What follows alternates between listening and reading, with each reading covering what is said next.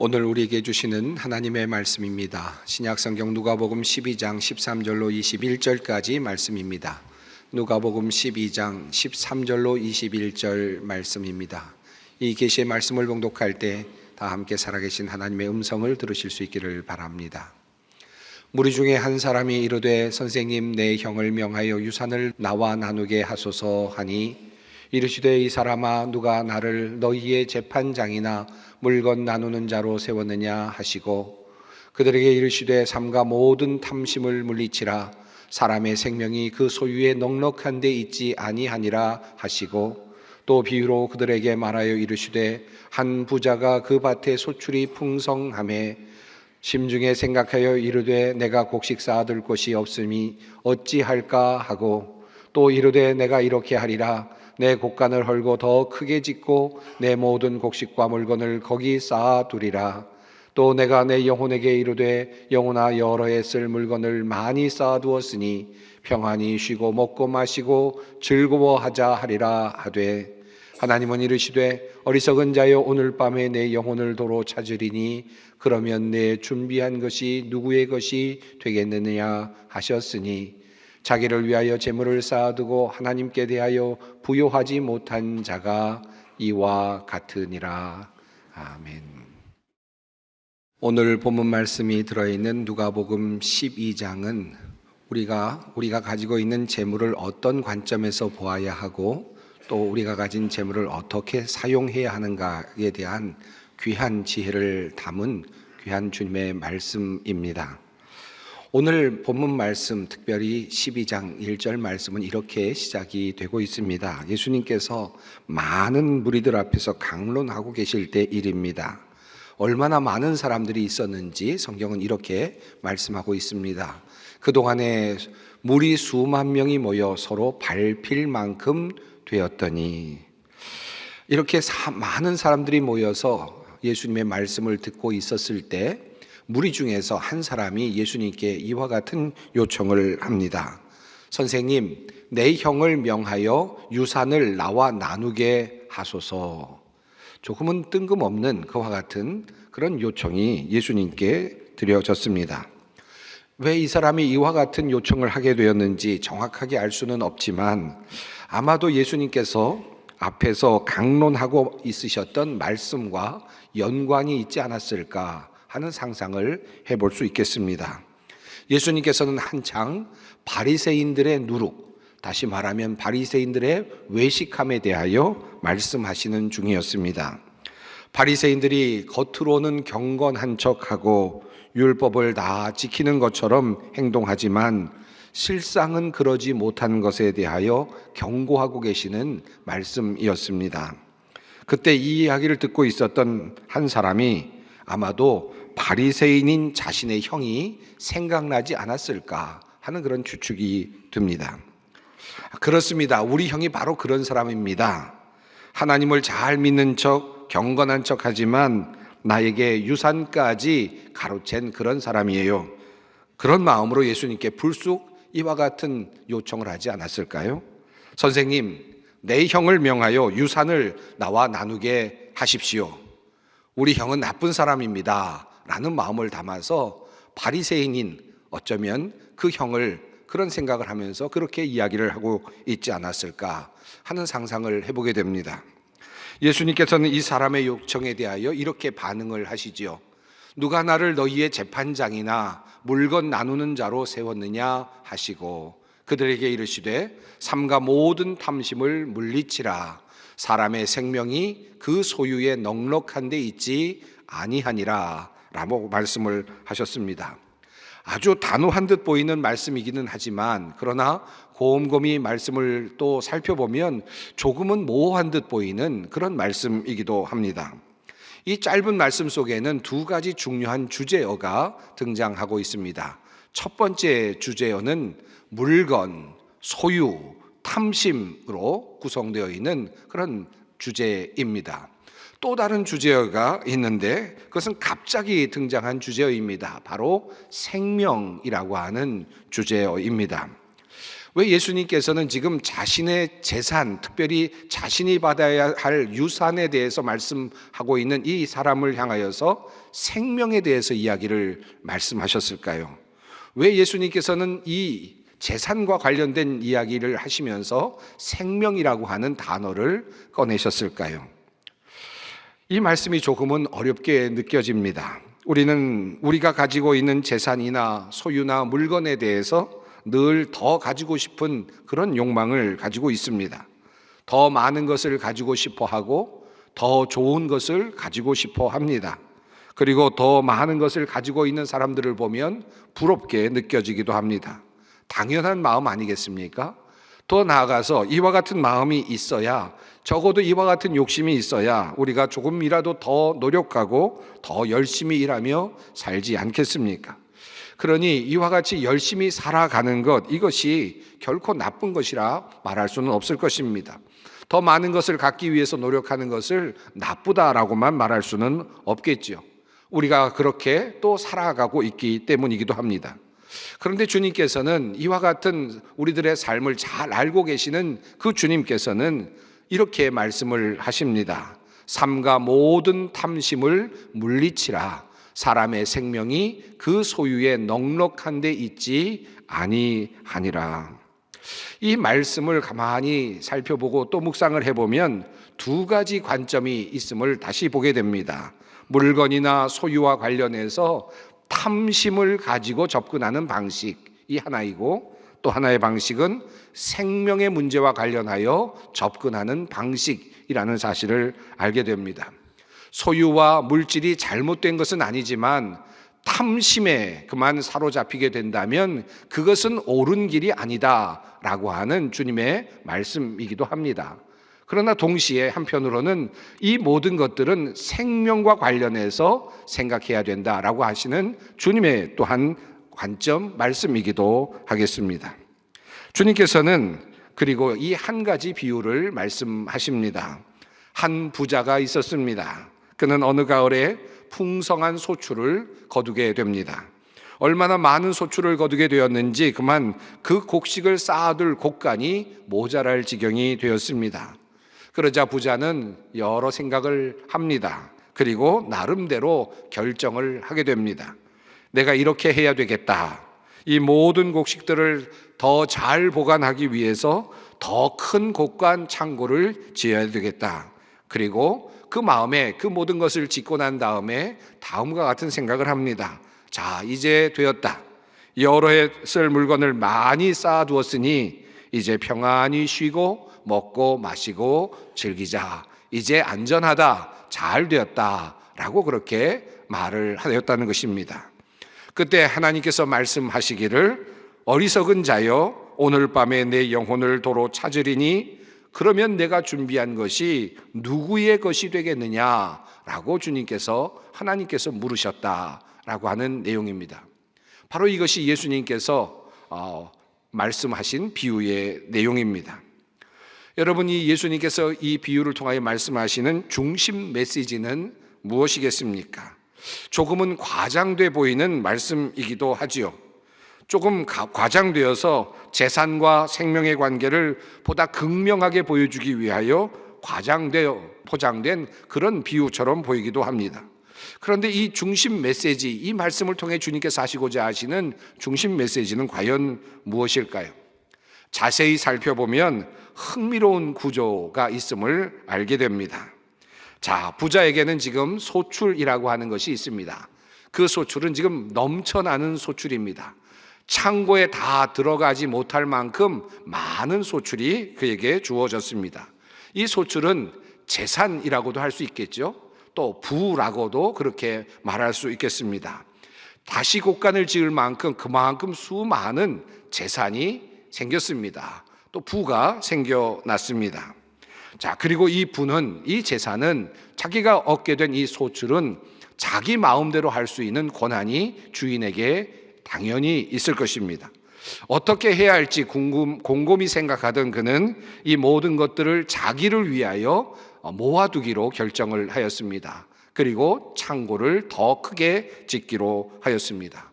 어느 누구도 이 결정에 대해서 반대할 사람은 없고 어느 누구도 이것을 아니라고 말할 사람도 없을 것입니다. 이것은 자신의 충분한 권리이고 얼마든지 그 결의에 따라서 시행할 수 있는 것입니다. 당연히 그는 그 마음대로 할 수 있었고 더 큰 곳간을 지었겠죠. 자, 이렇게 부자는 자기가 가지고 있는 모든 재산과 소출을 마음대로 할 수 있는 권한을 가지고 있습니다. 그 소출은 자기 자신의 것입니다. 자, 그런데 또 한 가지 구조가 나타납니다. 그런데 부자는 이 재산, 이 소출을 자기의 것으로 가지고 있고 마음대로 할 수 있는데, 그런데 하나님이 가지고 계시는 것이 있는데 그것은 바로 부자의 생명이다 라고 하는 것입니다. 부자의 생명은 하나님의 것입니다. 그리고 그것은 하나님 마음대로입니다. 하나님께서 어떻게 하실 것인지는 그의 결정에 달려 있습니다. 자, 그러니까 이 구조는 이렇게 되어 있습니다. 부자는 재물을 가지고 있고 그 재물을 마음껏 사용할 수 있는 권한과 그런 힘을 가지고 있습니다. 그런데 하나님은 그 부자의 생명을 가지고 있고 그 생명을 마음대로 하실 수 있는 권한을 그리고 힘을 가지고 있다라고 하는 것입니다. 종종 뉴스를 보면 기업의 지배 구조 이런 이야기를 하곤 하는 것을 제가 듣곤 합니다. 여러 기업들이 있지만 그 기업에서 모기업이 되는 기업이 있고 힘을 쓸 수 있는 기업이 있다라는 그런 것들을 종종 보곤 하는데, 어쩌면 그런 것이 비슷한 경우일지도 모르겠습니다. 지금 부자는 자기 재물에 대하여 모든 권한을 가지고 있는데 그 부자에 대한 생명의 권한은 하나님이 가지고 있다라고 하는 것입니다. 자, 그리고 이 생명을 하나님께서 거두어 가시게 되면 그 사람이 가지고 있었던 모든 재산은, 내가 내 것이라고 생각하고 있었던 그 모든 재산은 사실은 다른 사람의 것이 된다라는 것이죠. 그러니까 내가 가지고 있는 이 모든 것들은 실제로는 내가 가지고 있다고 생각은 하는지 모르지만 내 생명이 사라지는 순간 이 모든 재산은, 모든 소출은 나의 것이 될 수 없다는 것입니다. 전도서에 이런 말씀이 있습니다. 어떤 사람에게든지 하나님이 재물과 부요를 그에게 주사 능히 누리게 하시며 제 몫을 받아 수고함으로 즐거워하게 하신 것은 하나님의 선물이라. 하나님의 선물이다. 그가 받게 된 것, 그가 누리고 있는 모든 것들은 하나님의 선물이다. 다시 말하면 이것은 하나님의 은혜라고 하는 것입니다. 그런데 이 재물과 부요는 그가 생명을 이 땅에서 누리는 동안에만 유효한 것이 됩니다. 다시 예수님의 이야기로 돌아가 봅니다. 그는 말했습니다. 형을 명하여 유산을 나와 나누게 하소서. 여러분, 그런데 한번 생각해 보십시다. 지금 그는 자기 형이 가지고 있는 돈에 대해서 이야기를 하고 있죠. 그 형이 지금 차지하고 있는 돈에 대해서 이야기를 합니다. 그리고 그 돈을 나와 나눠야 된다라고 주장을 하고 있습니다. 그런데 그 돈이 어떤 돈인지 예수님의 그 성경 말씀 속에 나타난 내용은 유산이라고 그렇게 말씀하고 있습니다. 유산을 나누어 달라라고 하는 것이죠. 여러분, 유산이라고 하는 것은 어떤 것입니까? 지금 이 유산은 누군가가 죽었기 때문에 생겨난 그런 재산이겠죠. 누군가가 죽었기 때문에 그만 유산이 생겨나게 되었습니다. 예수님께서는 지금 이 유산이 그 형제들에게 오게 된 근원을 지금 들추어내고 계십니다. 누군가가 죽었습니다. 아버지가 돌아가셨기 때문에 유산이 생겨나게 된 것입니다. 바로 그 아버지가 예수님께서 말씀하고 계시는 바로 그 어리석은 부자일 수도 있을 것입니다. 내가 곳간을 지어야 되겠다. 오늘 소출이 너무나 많이 나와서 이 모든 것들을 잠궈둘 만큼 그런 공간이 없으니 내가 큰 곳간을 지어야지. 그리고 이것에 모든 것 다 넣어야 되겠다. 그리고 2년, 3년 동안 쓸 것을 충분히 마련하였으니 이제 편안히 쉬자, 마음껏 누리자, 즐기자라고 말했던 그 아버지가 죽은 생명을 잃고 그 모든 재산이 지금 자녀들에게 내려가고 있었다라고 생각할 수 있지 않겠습니까? 바로 그 아버지의 재산을 놓고 이제 또 작은 자들이, 그의 형제들이 지금 재산의 싸움을 하고 있다는 말입니다. 여러분, 이러한 관점에서 생각해 본다면 과연 내가 가지고 있는 것이 나의 것이 맞습니까? 내가 가지고 있다, 내가 짊어지고 있고 내가 쥐고 있다라고 말하지만 실제는 그것은 허상일 수도 있습니다. 아버지가 내 것이라고 생각했던 것이, 그 전날까지도 이것은 나의 것이지라고 생각했던 그것이 이제는 아들의 것들이 되어서 서로 내 것이라고 싸우는 상황이 되고 말았다는 것입니다. 생명이 사라지자 나의 것은 사라지고 말았습니다. 우리가 재물을 가지고 있다고 하지만 그것은 우리가 생명을 누리는 시간까지일 뿐입니다. 그리고 우리의 생명이 사라지는 순간 그것은 다른 이의 것이 되고 맙니다. 그리고 나의 생명은 전적으로 하나님의 손에 달려 있습니다. 자, 그러므로 이 모든 내가 가지고 있는 재물과 소유는 하나님께 달려 있는 것이나 다름이 없습니다. 자, 여기까지 이르게 되면 우리는 우리의 재물의 문제와 우리의 생명의 문제를 결코 떼어낼 수 없음을 알게 됩니다. 그리고 이 생명을 주관하시는 하나님을 깊이 생각하지 않을 수가 없습니다. 그러므로 주님께서는 말씀하십니다.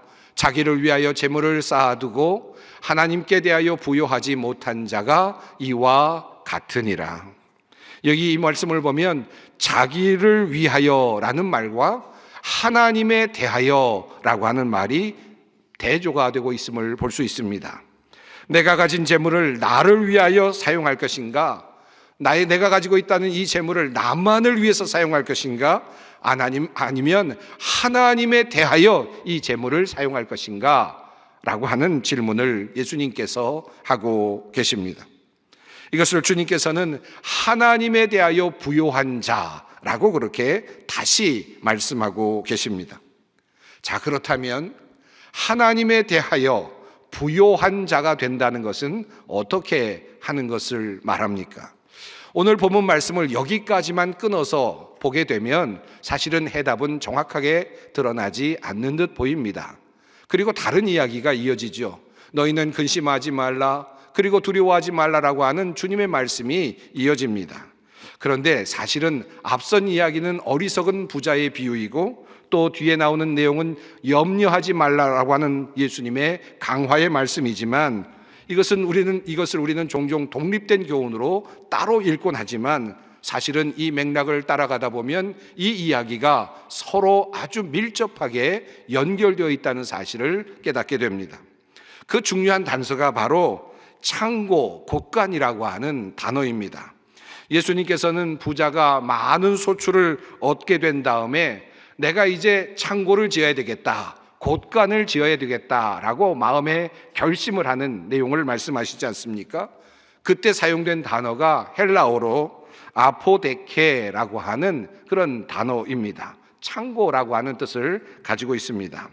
그런데 이 창고라고 하는 이 아포데케라고 하는 이 단어가 또 이어지는 말씀 속에 24절에 다시 등장을 합니다. 까마귀를 생각하라. 심지도 아니하고 거두지도 아니하며 골방도 없고 창고도 없으되 하나님이 기르시나니 너희는 새보다 얼마나 더 귀하냐. 여기에 창고라고 하는 단어, 아포데케라고 하는 단어가 다시 등장합니다. 예수님께서는 이 창고라고 하는 이 단어를 연결시키시면서 앞의 이야기와 뒤의 이야기를 함께 묶어서 말씀하고 계시는 것입니다. 그러므로 염려하지 말라라고 말씀하시는 이 예수님의 말씀의 이야기는 또 다른 재물에 관련된 예수님의 교훈의 말씀이라 말할 수 있습니다.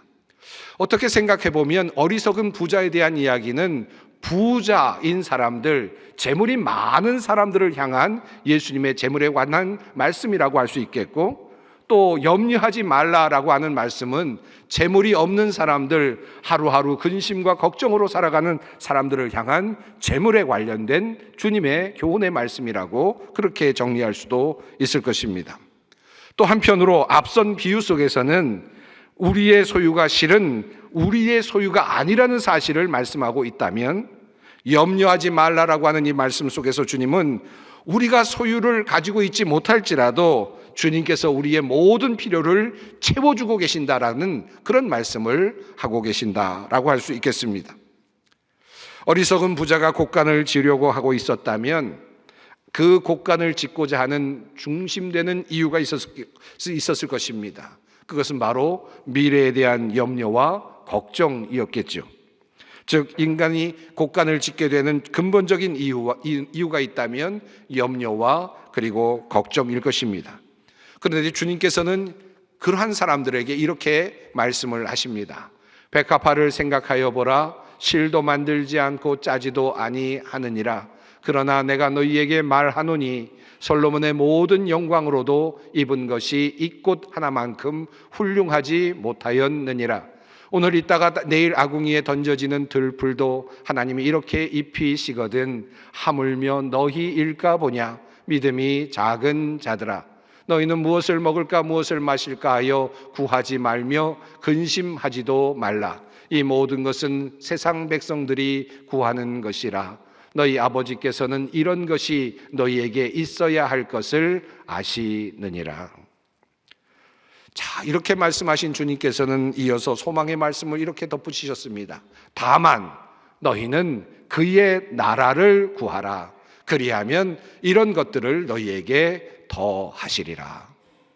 부족하다고 힘들다고 두려워하고 있는 모든 사람들을 향하여 주님께서는 말씀하시기를 들의 백합화를 보아라. 그리고 하늘의 새를 보라 라고 말씀하시면서 곡간이 없지만 창고가 없지만 그들을 다 먹이시고 지키시지 않느냐라고 말씀을 하시면서 너희에게 이 모든 것들이 있어야 될 것을 아신다라고 말씀하시면서 너희는 먼저 그의 나라를 구하라 라고 말씀하시고 그러면 이 모든 것들이 다 더해질 것이다, 충분히 공급될 것이다 라는 말씀을 하셨습니다. 자, 그렇다면 주님께서 말씀하시는 너희는 그의 나라를 구하라 라고 하는 이 말씀은 도대체 또 무엇입니까? 사실은 이 두 가지가 앞서 말씀드렸던 바로 하나님에 대하여 부유한 자가 되라 라고 하는 이 말씀과 지금 너희는 그의 나라를 구하라 라고 하는 이 말씀이 사실은 하나로 연결되고 있음을 본문의 말씀의 흐름 속에서 깨닫게 됩니다. 자, 그렇다면 하나님의 나라를 구하라 라고 하는 이 말씀, 그러면서 또 하나님에 대하여 부유한 자가 되라고 하는 이 말씀의 의미는 무엇입니까? 어떻게 하는 것이 하나님에 대하여 부유한 자가 되는 것이며 하나님의 의를 이루는 것이 되는 것입니까? 그 모든 말씀의 결론이 바로 이어지는 말씀 가운데 나옵니다. 주님은 말씀하십니다. 너희 소유를 팔아 구제하여 낡아지지 아니하는 배낭을 만들라. 곧 하늘에 둔 바 다함이 없는 보물이니 거기는 도둑도 가까이 하는 일이 없고 좀도 먹는 일이 없느니라. 내가 가지고 있는 것을 정말 내 것으로 만들 수 있는 방법이 하나 있는데 그것은 바로 내가 지금 가지고 있는 이때, 내가 생명을 가지고 내가 가지고 있는 그 모든 소출을 가지고 있는 이때에 그것을 가지고 사람들을 구하는 일, 사람들을 살리는 일, 그것을 할 때 그것은 바로 정말 내 것을 만드는 것이 되는 것이다. 나의 것이 되는 것이다. 그 순간 주님께서는 이렇게 말씀을 하고 계십니다. 가난한 자들, 어려운 이웃들을 섬기는 일이 바로 하늘의 창고에 저장하는 일이 될 것이고 낡아지지 않은 배낭에 넣는 것이 된다라고 말씀하십니다. 그리고 그렇게 할 때 이 땅에 진정한 하나님의 의, 그 나라의 의가 이루어지게 된다라고 주님께서는 그 꿈을 펼쳐 보여주고 계십니다. 바베트의 만찬이라고 하는 영화 중에 이런 대사가 나옵니다. 제가 아주 좋아하는 대사이기도 합니다. 내가 이 세상에서 가지고 갈 수 있는 것은 남에게 주었던 것뿐입니다. 내가 이 세상에서 저 세상으로 가지고 갈 수 있는 나의 재산이 있다면 그것은 내가 남에게 주었던 것뿐입니다. 나를 위해, 나의 이익을 위해, 나의 유익을 위해 사용됐던 그 모든 것들은 이 세상에서는 유효한지 모르지만 하나님의 나라에 가져갈 수 없고 진정한 내 것이 될 수 없다라고 하는 말씀입니다. 주님은 내게 주어진 소유들을 어떻게 하면 진정 나의 것으로 만들 수 있는지를 말씀하고 계시는 것입니다. 내가 나누어 준 것만이 진정 나의 것이 된다. 자, 이어지는 본문 말씀입니다. 그 이야기가 조금 더 흥미롭게 전개됩니다. 사실은 전혀 다른 이야기 같지만 사실은 연결되어 있는 말씀입니다. 이어지는 말씀은 종말의 준비와 관련된 내용입니다. 그러므로 너희는 깨어 있으라, 준비하고 있으라. 주 예수님께서 다시 오실 그날에, 너희가 심판의 그 앞에 서는 그날에 너희가 어떻게 할지를 준비해야 한다라고 하는 그런 주님의 말씀이 이어지고 있죠. 사실 어리석은 부자는 개인의 종말을 경험합니다. 내가 너의 생명을 오늘 가져간다면 너는 어떻게 될 것이냐? 네가 가지고 있는 재산이 어떻게 될 것이냐라고 묻고 있다면, 이어지는 말씀은 깨어 있어라, 그리고 준비하고 있어라고 하는 이 말씀 속에는 이 세상의 종말이 이를 때를 말씀하고 있습니다. 역시 마찬가지로 마지막을 상정하고 있습니다. 하나는 개인의 종말이고 하나는 세상의 종말이죠. 그런데 이 종말의 시간에 어떻게 준비를 해야 하는가? 이 종말을 제대로 준비하는 방식은 무엇인가? 어떻게 깨어 있어야 하는가에 대해서 주님께서는 이렇게 말씀하고 계십니다. 지혜 있고 진실한 청지기가 되어 주인에게 그 집 종들을 맡아 때를 따라 양식을 나누어 줄 자가 누구냐? 주인이 이를 때에 그 종이 그렇게 하는 것을 보면 그 종은 복이 있도다. 종말을 준비하는 방법은 무엇인가?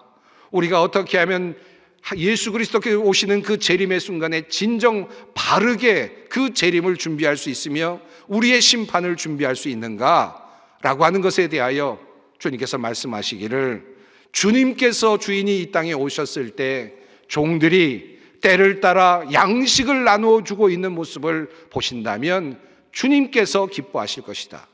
그것을 칭찬하실 것이다. 그것이 진정한 주님께서 칭찬하시는 상이 될 것이다 라고 말씀을 하고 계시는 것입니다. 때를 따라 양식을 나누어 주고 있는 종의 모습을 보고 기뻐하시는 주인의 모습이 나타나고 있습니다. 어리석은 부자의 이야기 속에서 자신 앞에 놓여진 많은 소출을 보고 나는 어떻게 할 것인가 라고 생각을 했고, 그 주인은 더 큰 곡간을 지어서 그 모든 소출들을 나를 위한 것으로 만들겠다라고 생각을 하고 나의 미래를 위해서 준비하겠다라고 생각을 하고 그 모든 것들을 다 집어넣어 두었지만, 뒤에 나오는 또 다른 종은 때를 따라 곡간을 짓지 않고 도리어 어쩌면 곡간을 지었을지도 모르지만 곡간에서 넘쳐나는 그 모든 것들을 내어주면서 때를 따라 양식을 나눠주고 있는 모습으로 나타나고 있습니다. 사랑하는 성도 여러분, 추수감사주일을 보내고 이제 다음 주일은 대림절이 됩니다. 곡식을 창고에 들이기 전에 우리가 생각해야 할 것이 무엇일까요? 우리가 가지고 있는 재산들, 소유들을 우리의 것이라고 주장하기 전에 우리가 먼저 생각해야 할 것은 무엇입니까? 내 눈에 보이는 내가 가지고 있다고 생각하는 것들을 정말 나의 것으로 만드는 비결은 무엇입니까? 이 질문에 깊이 생각하고 대답하는 한 주간이 되었으면 좋겠습니다. 주님께서 말씀하십니다. 너희 보물이 있는 곳에는 너희 마음도 있으리라. 기도하겠습니다. 생명의 주인이신 하나님, 우리에게 생명을 주시고 또한 우리에게 귀한 능력 주셔서 풍성한 열매를 거두며 살게 하시니 감사합니다. 우리에게 많은 것들이 생길 때 생명의 주관자이신 하나님께 먼저 감사하게 하시고 또한 나눔과 섬김을 통해 하늘의 재물을 쌓게 하옵소서. 소유의 넉넉함에 우리의 마음을 두지 아니하고 하나님의 뜻을 이루며 그 나라를 세우는 일에 우리가 노력하게 하여 주시옵소서. 욕심의 노예로 살아가는 것이 아니라 주님께서 주시는 평강 누리며 살아가는 주님의 백성들 되게 하여 주시옵소서. 예수님의 이름으로 기도드립니다. 아멘.